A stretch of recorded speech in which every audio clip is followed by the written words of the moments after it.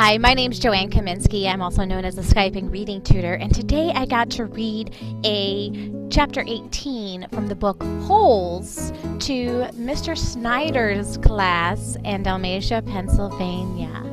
And as I was reading this part, it really stuck out to me as how kids really feel about not being able to read when this is the case for them. So listen to this part of the book. He stopped writing as Zero walked into the tent, then returned to his letter. He didn't care what Zero thought. Zero was nobody. Zero was standing beside him now, watching him write. Stanley turned and felt his neck throb. "I don't like it when you read over my shoulder, okay?" Zero said nothing. "I'll be careful, it's not all fun and games here. But I think I'm getting a lot out of it. It builds character." The other boys, "I don't know how," said Zero. "What? Can you teach me?" Stanley didn't know what he was talking about. "Teach you what? To rock climb?" Zero stared at him with penetrating eyes. "What?" said Stanley. He was hot, tired, and sore. "I want to learn to read and write," said Zero. Stanley let out a short laugh. He wasn't laughing at Zero, he was just surprised. All this time he had thought Zero was reading over his shoulder. "Sorry," he said, "I don't know how to teach." After digging all day, he didn't have the strength to try to teach Zero to read and write. He needed to save his energy for the people who counted. "You don't have to teach me to write," said Zero, "just to read. I don't have anybody to write to." "Sorry," Stanley said again. His muscles and hands weren't the only parts of his body that had toughened over the past several weeks. His heart had hardened as well. You know, this is really how some kids feel when it comes to reading.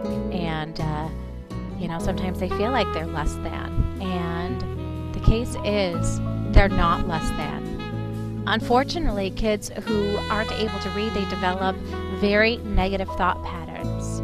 They hear one thing one time and it goes over their head over and over and over again.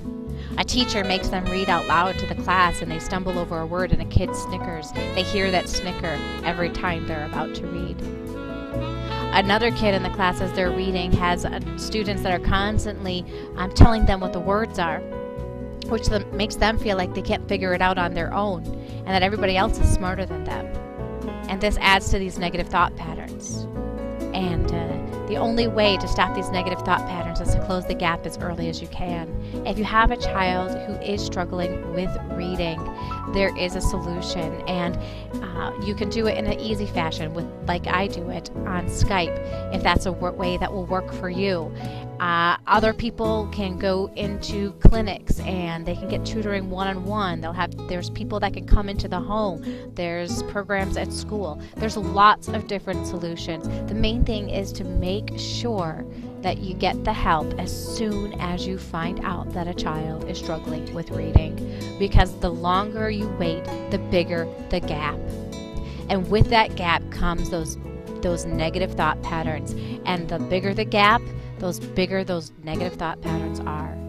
So let's help a child feel really confident about who they are, about their self-confidence, and keep kids reading on grade level. Have a great day, and I look forward to seeing you in the next video.